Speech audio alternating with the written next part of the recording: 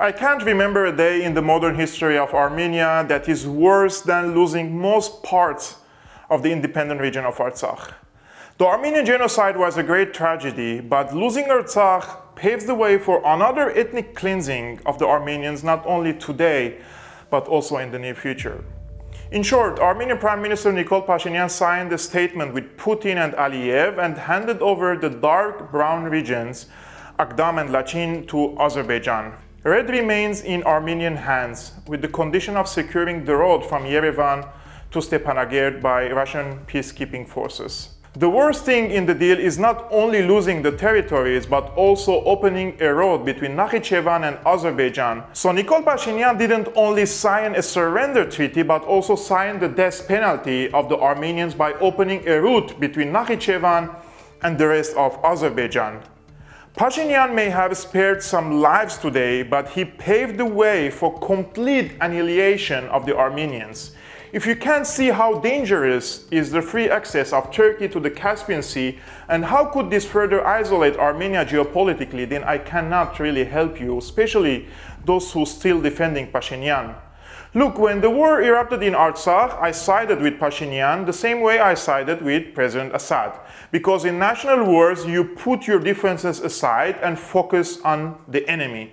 But unlike Assad, who refused to push us off the wagon, Pashinyan signed a surrender treaty and he went live streaming with a smile on his face and complaining about the protesters who broke in the government buildings in Yerevan. In 2015, 70% of Syria was occupied by ISIS, Al-Qaeda and other radical terrorist groups. Despite the US offer to Assad to compromise, surrender or even take refuge in Russia or Iran, the latter didn't surrender and he fought back till we recaptured the majority of our territories.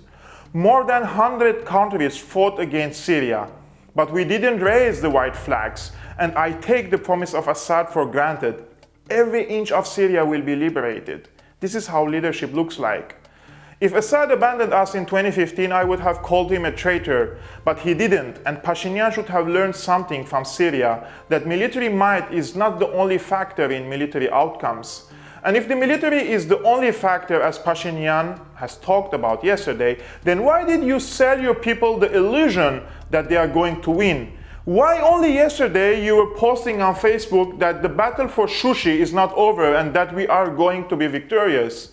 You signed the surrender deal only after hours for the fall of Shushi. I would like to deliver my message to the Armenians all around the world, and I hope you listen to me carefully, because frankly, the only thing I care about now is that we don't lose Armenia in the future. The Armenians revolted against the old and corrupted regime, which kept Armenia poor and underdeveloped. The Armenians removed the pro-Russian oligarchies through a color revolution, and they installed a man who is not only anti-Russian but also wants to redirect Armenia's geopolitical position into NATO, the EU and the US. The Russians considered this as crossing their red line.